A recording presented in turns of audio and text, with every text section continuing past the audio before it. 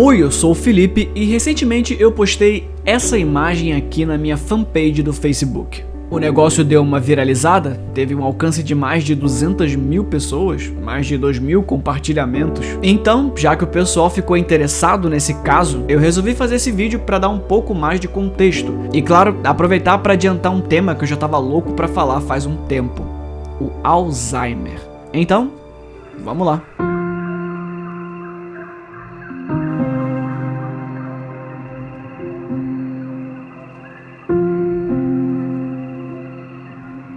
Sim, eu sou o Felipe, mas a palavra não é a coisa, o mapa não é o território e o retrato de algo não é esse algo em si. Eu falei sobre isso no vídeo sobre pareidolia, que você encontra no card ou no primeiro comentário fixado aqui embaixo.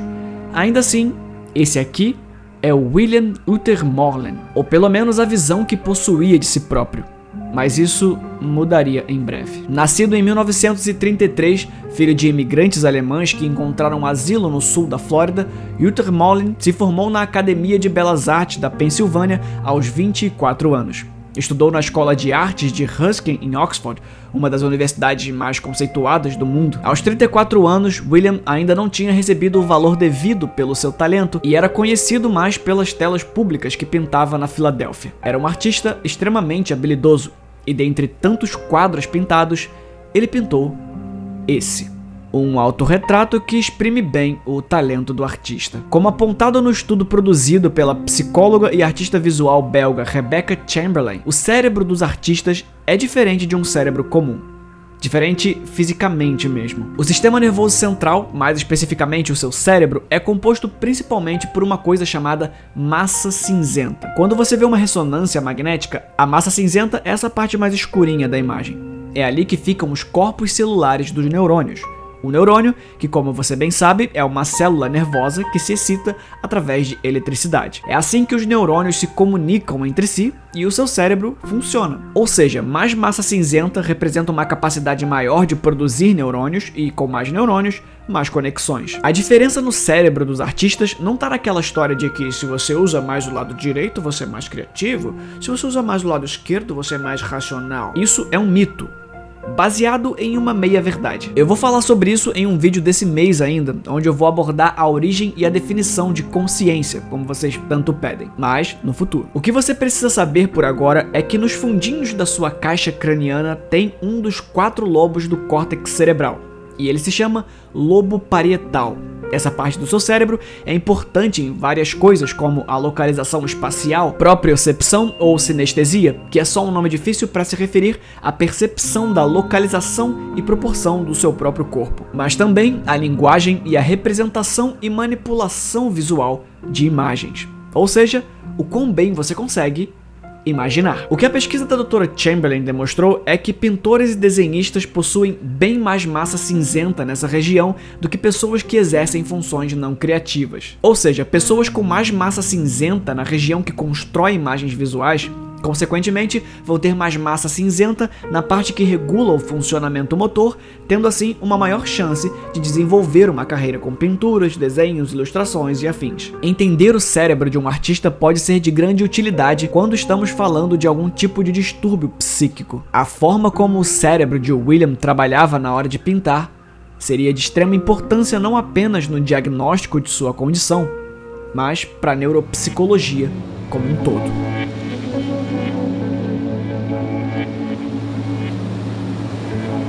Na década de 90, um quadro foi o bastante para indicar os primeiros sinais de que havia algo errado com William. O exímio artista pintou esse quadro e o chamou de Conversation Pieces, que é um termo comumente utilizado em pintura para se referir a quadros desse tipo, que representam pessoas em meio a um contexto informal, geralmente no meio de uma conversa. Na imagem, vemos o próprio William e sua esposa Patricia, mas estranhamente, o experiente artista começa a demonstrar uma dificuldade em representar percepção de espaço e profundidade. O apartamento em que os dois viviam, e que é retratado na pintura, parece ter móveis que não fazem qualquer sentido espacial. Foi aos 62 anos que Uther Moreland recebeu a triste notícia. Ele foi diagnosticado com mal de Alzheimer. No mesmo ano, ele pintou isso e chamou de Céu Azul. É o registro de sua reação ao diagnóstico. Um William sozinho em um estúdio vazio, segurando-se a uma mesa sem proporções corretas, carregando um copo do que poderia ser café ou chá em uma das mãos. Um ano após o diagnóstico, em 1996, William pintou um autorretrato que até condizia um pouco com o estilo de pintura que já tinha demonstrado anteriormente, mas trazia consigo alguns sinais da demência progredindo. A propósito, deixa eu tirar um minutinho desse vídeo só para falar rapidinho sobre a palavra demência. Apesar de ser um termo usado de forma pejorativa para insultar as pessoas, esse é o termo correto aqui nesse caso. A demência é quando um conjunto de sintomas na execução de tarefas diárias atestam que o indivíduo está sofrendo algum tipo de deterioramento no cérebro. Ou seja, a demência em si não é uma doença, mas apenas um enorme sinal vermelho. E por que a demência é tão importante em casos de Alzheimer? Porque o diagnóstico de Alzheimer é praticamente impossível, pelo menos não com a pessoa viva. A única forma segura de atestar que o paciente foi vítima de Alzheimer é abrindo a cabeça dele, vasculhando o cérebro e encontrando placas beta-amiloides. Eu vou explicar o que é isso já já. Vários tipos de doenças podem causar a demência. O diagnóstico é feito somando um conjunto do comportamento do paciente para ver se ele se encaixa melhor em qual doença. Eu vou falar mais sobre o que é de fato o Alzheimer e o que ele faz no cérebro mais pra frente. Voltando à história do pintor, em 1997 o seu autorretrato começa a ganhar uma carga emocional pesada. William se pinta assustado, olhos arregalados em um rosto que não consegue carregar as proporções corretas de um ser humano. Sua autoimagem é a de um homem confuso e com medo. Ainda no mesmo ano, um novo autorretrato foi feito, mas em vez de um William assustado, vemos apenas o semblante impassível, alheio ao mundo ao seu redor. Em 1998, a doença tinha progredido o suficiente para impedir que o artista se reconhecesse, criando um rosto distorcido e distante do que um dia foi. Em 1999, o rosto e a individualidade somem. A autoimagem de William torna-se um mero borrão. Como a própria viúva do pintor Patricia, que também é psicanalista e professora de História da Arte, explica, as pinturas carregam uma imagem poderosa não só por desenhar a luta de um homem contra as próprias memórias, lutando para se lembrar como é o próprio rosto. A visão que William passou a carregar de si trazia olhos arregalados e um semblante assombrado. Um homem assustado em seu novo mundo, sem lembranças. Aos poucos, o rosto passa de medo para apatia, para pouco antes de sua morte se dissolver em nada. 2000 foi o ano em que seu último autorretrato foi feito, ou ao menos uma tentativa disso, apenas rabiscos que tentavam imitar uma cabeça, duas órbitas que provavelmente seriam narinas e uma tentativa de reproduzir o que ele se lembrava ser uma orelha. 2000 foi também o último ano em que ele pintou alguma coisa. William não conseguia mais pintar.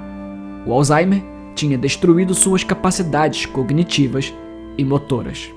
Segundo Patricia, durante o processo inicial, William estava ciente dos erros espaciais e de proporção em suas pinturas, mas simplesmente era incapaz de consertá-los, como se todo o conhecimento em pintura que tinha adquirido agora não existisse mais. Em alguns casos de Alzheimer, é comum encontrar pacientes que faleceram por desidratação, por esquecerem como engolir, ou pior, morreram asfixiados porque o cérebro tinha esquecido como respirar. 6 anos depois, em 2006, William faleceu, deixando para nós toda a sua obra. Esse conjunto de autorretratos foi chamado de retratos da mente, e não são apenas peças de exposição, mas material de pesquisa médica. O máximo que conseguimos fazer a respeito da doença de Alzheimer é observar e registrar. Essa foi a primeira vez que tivemos um registro interno tão detalhado de como é conviver com um mal invisível que te tira de você mesmo. Alguns cursos de neurologia utilizam os autorretratos de William Yuter Molen para discutir como o mal de Alzheimer debilita a autopercepção do paciente. Um mapa não é o território, a palavra não é a coisa, e esse não é o William Yuter Molen. Isso e tudo isso, e muito mais, é o William Yuter Molen. O Alzheimer pode destruir a cognição humana, mas não destrói o que somos de verdade. O que abre um debate extremamente complexo sobre o que faz você ser você. Talvez tentar entender como essa doença funciona possa ajudar nesse caminho. Afinal de contas, o que é o mal de Alzheimer?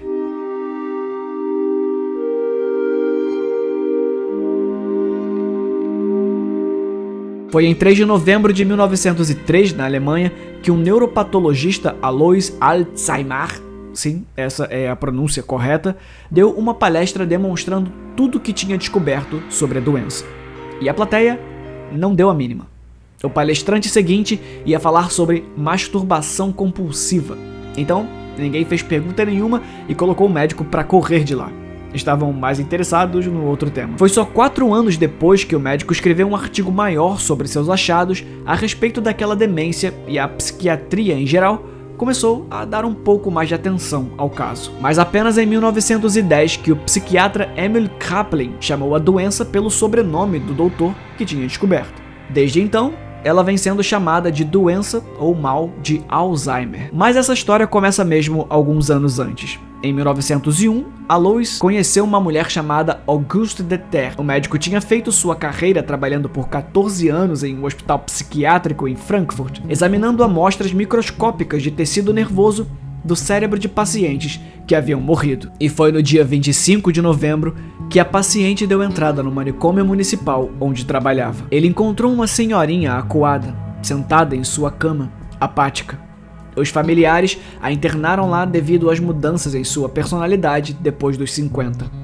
A mulher passou a ter pensamentos suicidas, perda de memória, paranoia, seu vocabulário se tornou mais agressivo e passava a maior parte do tempo em confusão. Era claro que tinha algo de errado acontecendo com ela, mas ninguém sabia exatamente o que. No tempo que ficou internada, a mulher perdeu rapidamente a capacidade de falar e passou seus últimos meses deitada em posição fetal na cama de seu quarto.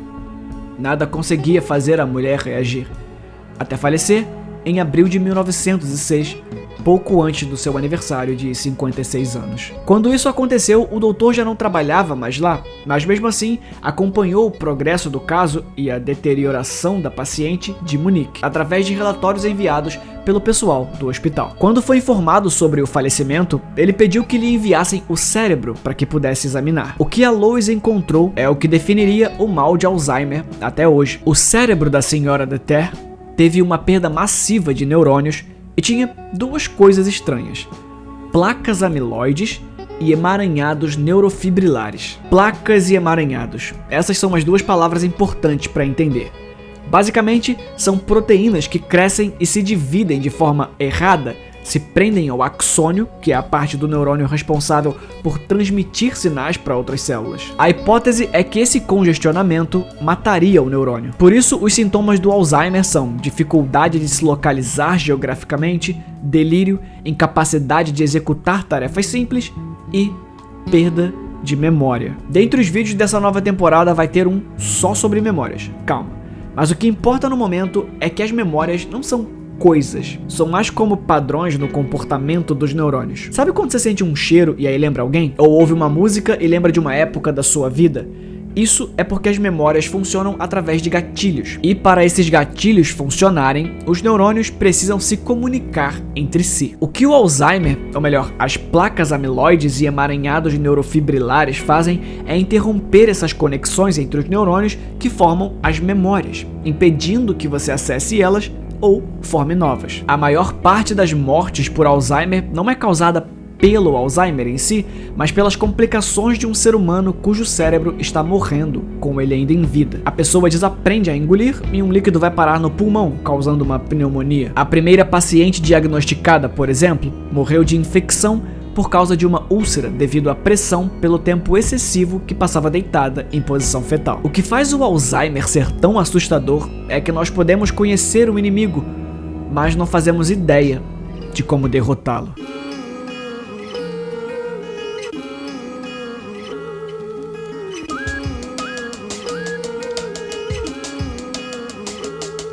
Atualmente, a causa do Alzheimer permanece um mistério, mesmo que a cada ano que passe o diagnóstico apenas aumenta. Enquanto isso, temos alguns palpites, e o palpite dos bons está na síndrome de Down. Uma pessoa com síndrome de Down que passa dos 40 anos tem quase 100% de chance de desenvolver a doença de Alzheimer. E o que uma pessoa com síndrome de Down tem que eu não tenho? uma cópia extra do cromossomo 21. O mesmo cromossomo que carrega o código genético para a criação da proteína amiloide, aquela mesma que cria placas que se prendem aos neurônios e causam o Alzheimer. Só que mesmo com praticamente todas as pessoas com síndrome de Down desenvolvendo o Alzheimer a partir dos 40, quase metade só desenvolve os sintomas graves que conhecemos lá para os 50 ou 60 anos. Vários estudos vêm sendo feitos para tentar entender por que isso acontece. Quem parece estar em um ótimo caminho é a UFRJ, Universidade aqui do Rio, que em 2019 fez uma descoberta incrível.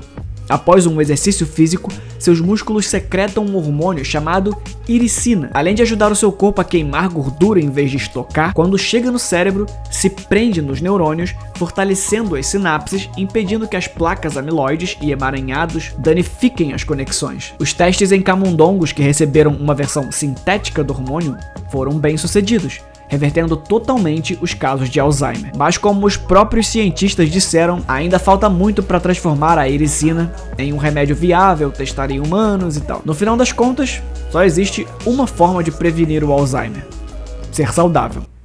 É sério. Exercícios aeróbicos como corrida, se manter social e interagir com outras pessoas, se alimentar corretamente, se manter curioso e aprender coisas novas constantemente, fazer o seu cérebro funcionar corretamente é o jeito de fugir desse mal. O truque é basicamente manter o seu corpo saudável, criando mais sinapses do que o Alzheimer poderia destruir. A ericina e outros hormônios e neurotransmissores que você libera quando faz alguma dessas coisas que eu citei também funcionam como antidepressivos. E para quem foi diagnosticado, o melhor remédio ainda é o afeto.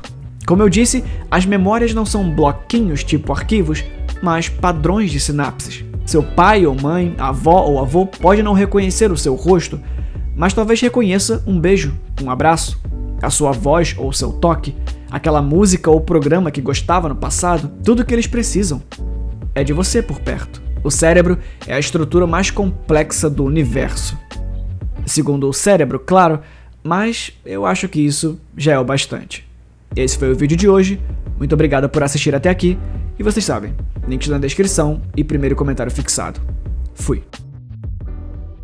Oi, eu sou o Felipe e esses nomezinhos que você tá vendo passar aqui na tela são as pessoas que financiam esse canal. É a elas que você tem que agradecer. Se esse jovem escritor fez algum vídeo que foi importante para você de alguma forma, considere verificar o link na descrição da nossa campanha de financiamento coletivo. A meta é conseguir apoio para me dedicar integralmente ao canal. Apoiando a partir de R$7, você tem acesso a todos aqueles vídeos que eu tive que tirar do ar e também a um servidor do Discord que serve de bunker aqui do canal. É lá onde a gente tá sempre trocando uma ideia e compartilhando experiências. Ah, e eu pretendo fazer uns vídeos mais pesados lá também, que o YouTube jamais me deixaria colocar aqui. Se as coisas estão difíceis por aí ou se não tem interesse em fazer parte disso, tudo bem também. O seu like e o seu compartilhamento também são uma boa moeda de troca e ajudam muito. Lembrando que minhas redes sociais e meus livros também estão na descrição. Confere lá.